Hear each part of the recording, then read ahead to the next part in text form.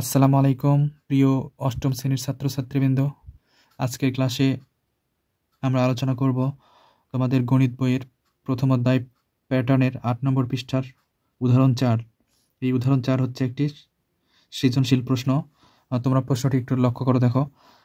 উদাহরণ ৪, এই যে এখানে ঘরের মতো করে ১, ২, ৩টি চিত্র বা প্যাটার্ন আমাদেরকে দিয়েছে। এখন প্রশ্নে বলছে উপরের জ্যামিতিক চিত্রগুলো একটি প্যাটার্ন তৈরি করেছে যার সমান দৈর্ঘ্যের কাঠি দিয়ে তৈরি।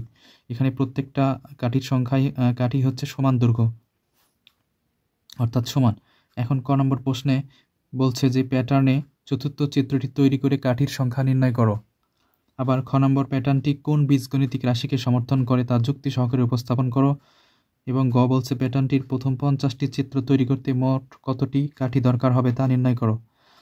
প্রিয় শিক্ষার্থীবৃন্দ, দেখো এখানে ক নম্বর যদি তুমি চিত্র তৈরি করো তাহলে দেখো যে এখানে কিন্তু এইরকম একটি ঘর আঁকাইছে, তারপরে 2টি, তারপরে 3টি, তাহলে তুমি এরপরে 1, 2, 3, এরপরে আরেকটা ঘর, অর্থাৎ 4টি করে আঁকাবা। অর্থাৎ প্রত্যেকবারই কিন্তু একটি করে ঘর বৃদ্ধি পাচ্ছে। দেখো এখানে প্রথমটা একটি ঘর বৃদ্ধি পাইছে, 2টা হয়েছে, তারপরে 2টা ঘর ছিল, আবার একটা ঘর বৃদ্ধি পেয়ে 3টা ঘর হয়েছে। তারপরে আমরা শুধুমাত্র আরেকটা ঘরে এভাবে এখানে যোগ করে দেব, তাহলে আমাদের চতুর্থ চিত্রটি হবে। দেখো শিক্ষার্থী বন্ধুরা, এই যে তোমাদের বইয়ের এই উদাহরণটা করে দেওয়া আছে, আমি শুধুমাত্র তোমাদেরকে বোঝাচ্ছি।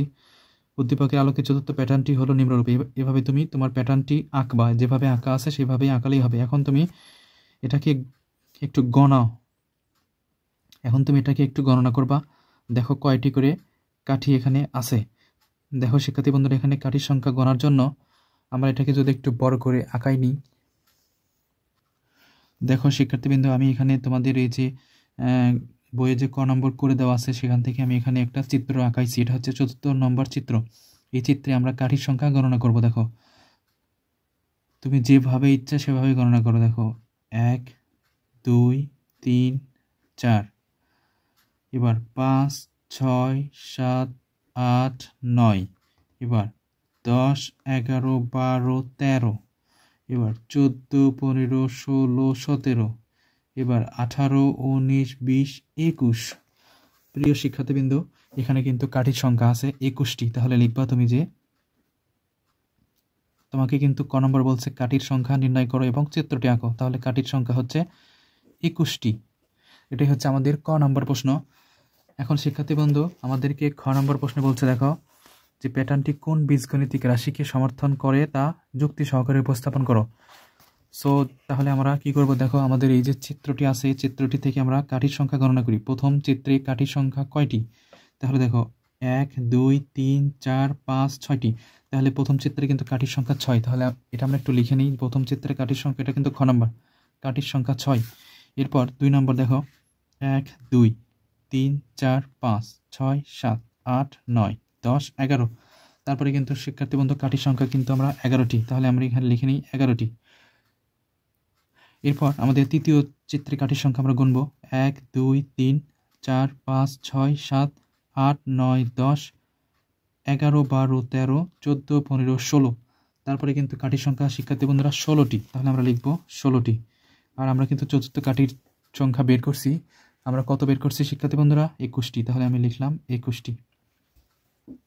এখন দেখো আমরা যে বীজগণিতিক রাশিটি বের করব, তার আগে আমরা একটু দেখব যে আমাদের কাঠির সংখ্যা কত করে বৃদ্ধি পাচ্ছে। আমি যদি তোমাদেরকে আলাদা করে দেখাই।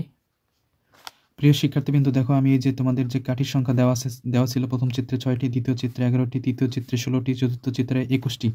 তাহলে এখন আমরা এখান থেকে একটা পার্থক্য বের করি। দেখো 5 করে কিন্তু হয়, অর্থাৎ 11 থেকে 6 বিয়োগ করলে 5, 16 থেকে 11 বিয়োগ করলে 5, 21 থেকে 16 বিয়োগ করলেও 5।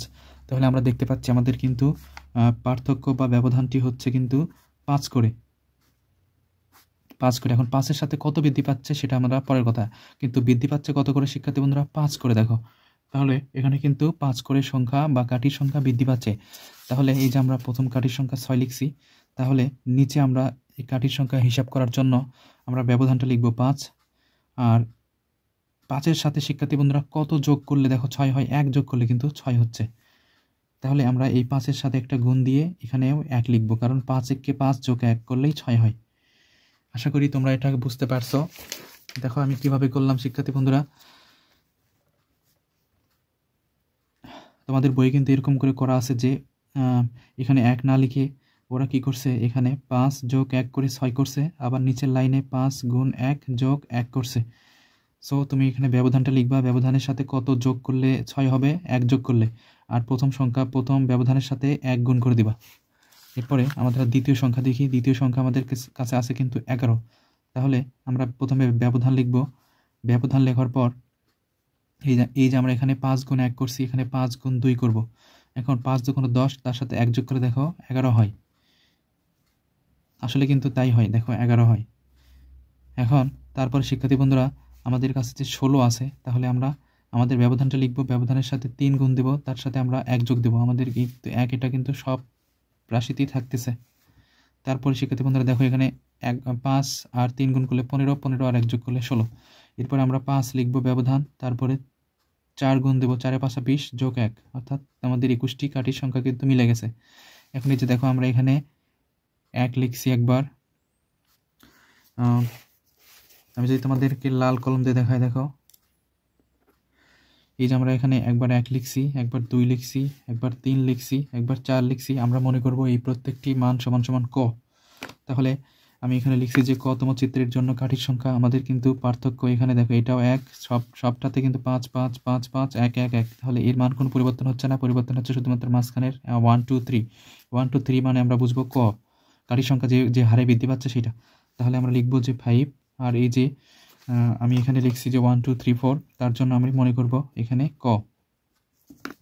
এখন এই যে +1 +1, এটাই হচ্ছে আমাদের বীজগণিতিক রাশি। তাহলে তুমি নিচে লিখবা যে 5 ক +1 বীজগাণিতিক রাশিকে সমর্থন করে, বীজগাণিতিক রাশি এই রাশিকে সমর্থন করে, তুমি এটাই লিখবা। দেখো শিক্ষার্থী বন্ধুরা আমরা কিন্তু এইটা একটা রাশি পাইলাম, এটা হচ্ছে বীজগাণিতিক রাশি কতম চিত্রের জন্য, আমাদের জানা নাই, সেই জন্য আমরা এটা বের করলাম। তাহলে আমরা এই যে এখানে পেলাম 5 ক +1, এই 5 ক +1 দিয়ে আমরা গ নম্বর প্রশ্নটি করব। প্রিয় শিক্ষার্থীবৃন্দ দেখো আমি এখানে গ নম্বর করার জন্য খ থেকে পাই বীজগাণিতিক রাশি যে আমরা পাইলাম 5 ক +1 সেটা লিখছি। এখন আমাদের বলতেছে গ নম্বর প্রশ্ন, দেখো প্যাটার্নটির প্রথম 50টি চিত্র তৈরি করতে মোট কতটি কাঠির দরকার তা নির্ণয় করো।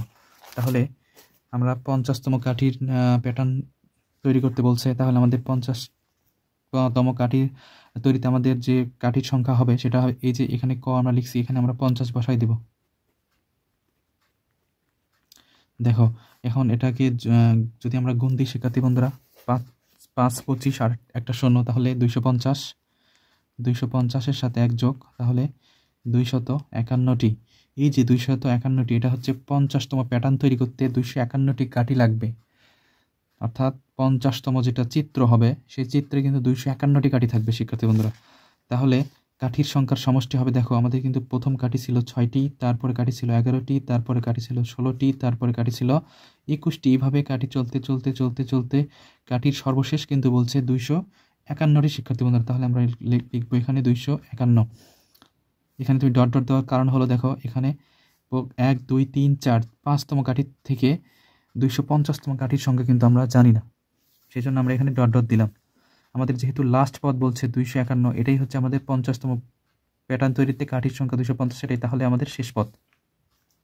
তাহলে এখন আমরা সূত্র প্রয়োগ করবো। দেখো আমাদের বলছে যে 50তম প্যাটার্ন তৈরিতে কতটি কাঠি লাগবে, অর্থাৎ আমাদের সমষ্টি বের করতে বলছে, সেজন্য আমরা সূত্র লিখব। আমরা সূত্র জানি হচ্ছে প্রথম পদ যোগ শেষ পদ ডিভাইডেড 2 গুণ পদ ও সংখ্যা। এখন আমরা প্রথম পদ কি, যে দেখো প্রথম পদ কিন্তু শিক্ষার্থী বন্ধু আমাদের 6, তাহলে আমরা 6 লিখলাম। শেষ পদ কি, দেখো শেষ পদ কিন্তু আমাদের 251, এই যে 251, তাহলে আমরা শেষ পদ লিখলাম 251। পদ সংখ্যা, এটা কয়তম চিত্র শিক্ষার্থী বন্ধুরা, 50তম। তাহলে এই যে 50তম পদ, অর্থাৎ তম পদ বা এইরকম যেটা বলবে তম দিয়ে, সেটা হবে পদ সংখ্যা, অর্থাৎ 50। এখন আমরা শিক্ষার্থী বন্ধু এখানে সূত্রে মান বসাবো। দেখো প্রথম পদ আমাদের কাছে 6 ছিল, এখানে ব্র্যাকেট দিয়ে নিই, শেষ পদ ছিল 251, নিচে 2 আর পদ সংখ্যা ছিল 50। এখন যদি আমরা এটা দিয়ে এটাকে কাটাকাটি করি, 25 দুগুণ 50 হয়, আর আমরা এখানে এটাকে যোগ দিব। দেখো যোগ দিলে হয় 257, 257 সাথে এই যে 25 গুণ, দেখো 257 গুণ 25, 257 গুণ 25। দেখো 6425, এই যে 6425 এটাই হচ্ছে আমাদের 251টি যে কাঠি লাগবে 50তম প্যাটার্ন তৈরিতে তার সমষ্টি। অর্থাৎ আমাদের 50টি প্যাটার্ন তৈরি করতে আমাদের কাঠির সংখ্যা দরকার 6425টি